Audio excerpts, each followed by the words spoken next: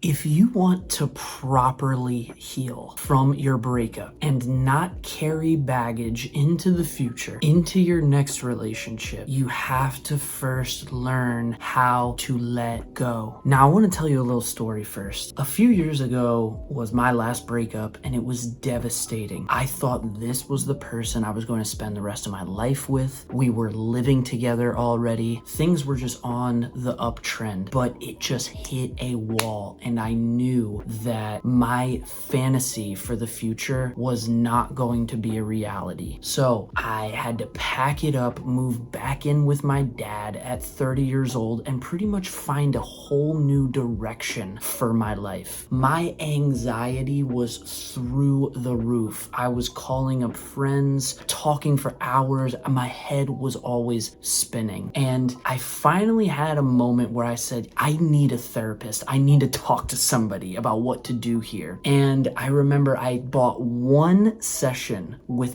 BetterHelp, because that was the only thing I could get at the time. My health insurance, it was impossible to navigate finding a therapist that took my insurance. So I bought a BetterHelp therapist for one session. And I'm on the phone with this therapist and I'm telling them about, I can't believe this relationship didn't work out, and how much I put into this relationship and how much I was doing and what was going on. And the one thing she said to me was, Roger, you have to let her go. And I will always remember her saying that to me, because I sat back and I said, I have to let her go. How do I do that? So for the past 3 years, I've been on this healing journey that started from one search on YouTube, and it was how to let go. Now, I want to tell you what the letting go technique is, how it's used, and how I was letting go in my healing journey for the past 3 years. So first off, what is the letting go technique? Well, when I started with that YouTube search, it sent me on a YouTube rabbit hole. I think I started with Clark Kegley. There were all of these people on YouTube that were walking through the letting go technique and things of that nature. And so I watched those things, and I ended up getting the ultimate book, which is the Letting Go book, the David Hawkins Pathway of Surrender. And now this book, just by buying this book and reading this book, my anxiety was going down from my breakup. So if you want just something immediate that will start to help you sort yourself out, I just recommend just buying this book and reading through it. As you can see, I was taking a lot of notes on this one, but I just want to read to you really quick what the letting go technique is from the horse's mouth. So this comes from page 19, and the chapter is called The Mechanism of Letting Go. Okay, stay with me. Letting go involves being aware of a feeling, letting it come up, staying with it, and letting it run its course without wanting to make it different or do anything about it. It means simply to let the feeling be there and to focus on letting out the energy behind it. The first step is to allow yourself to have the feeling without resisting it, without venting it, fearing it, or condemning it, or moralizing it.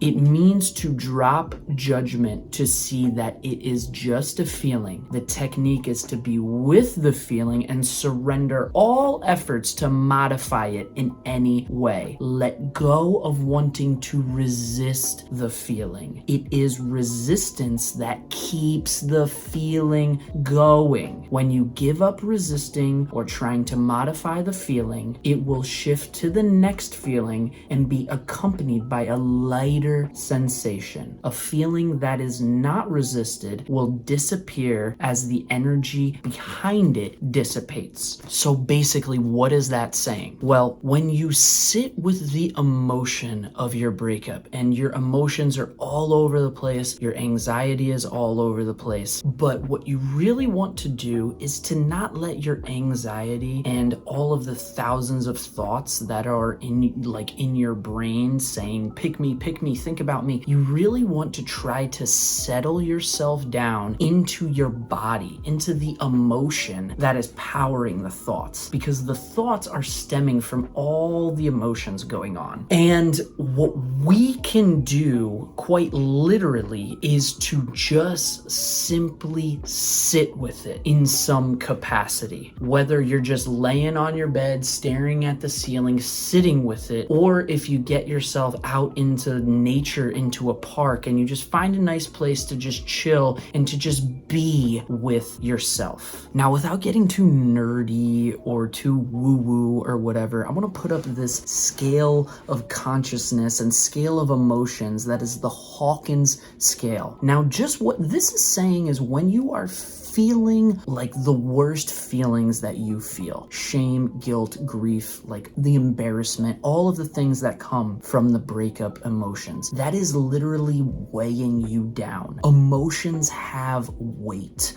Emotions have vibrations. You know, every solid thing that is around your room or in your world, it's particles vibrating. And you as a person, you are made up of particles that are vibrating. And when you have these emotions, you have different vibrations. The same way when you're playing a really deep note on a guitar, it has a slower vibration than a really high-pitched note, okay? Now, I say all of that to say that the more you let go of these low vibe emotions, the more your vibration will raise, and that's how you rid yourself of the baggage. Now, I want to talk to you about the ways that I was letting go, because it's not like I could say read this book and think about it and all that stuff, but how is it really done? How was I really doing it? I'm going to give you 5 things that worked for me over the years. The first thing was meditation, getting some headphones on and just giving myself the space to feel the things. So every morning I would wake up and I would get myself into a relaxed meditative state and really try to process. The thing about letting go is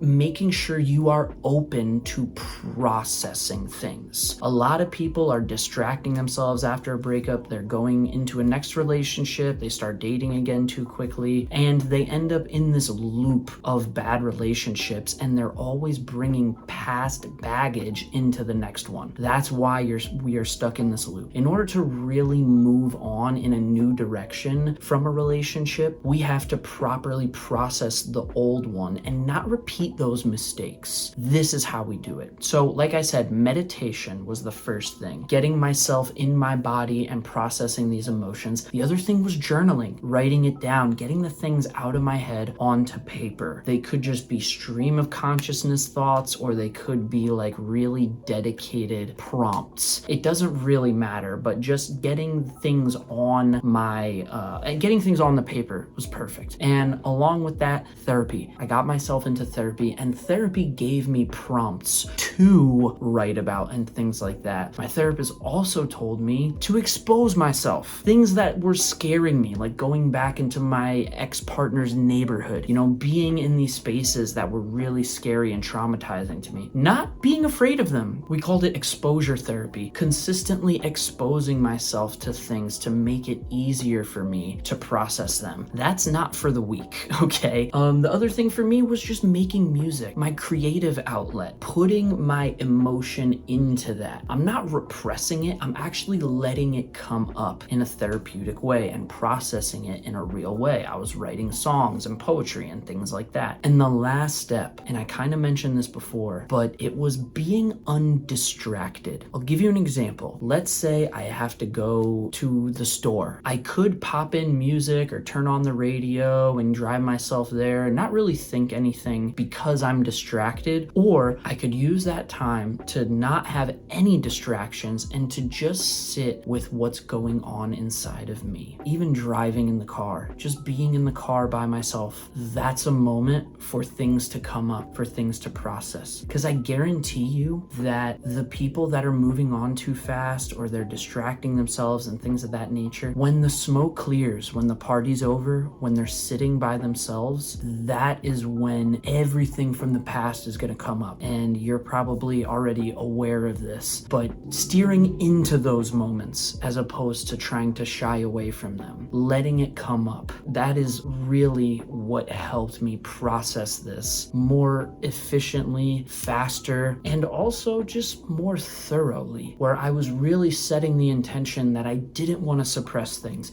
I didn't want to repress things. I wanted to move forward better from this relationship. And ultimately, that is the goal of healing, to get to a place where you're actually grateful for having had the experience of that past relationship, learning from those mistakes, learning from those lessons that we went through in that relationship. That is going to make us better versions of ourselves, and ideally, we will carry that into a better relationship. Because if we are a better person, our relationship will be better. You know, these things go hand in hand. So I really hope you enjoyed this video. If you did, please give it a thumbs up. Please subscribe to the channel, because this channel is dedicated to help you become a better version of yourself. I went through the things that I did to try to help you get through the things that you're going through. So stick around, see what I have coming up. And if you're in your 20s, I want you to check this video out. These are 3 big life lessons, mistakes that I made in my 20s that kind of held me back from being the version of me that I am today. I kind of had to take the long road in a way. So learn from my mistakes. I'll see you in that video. Stay creative.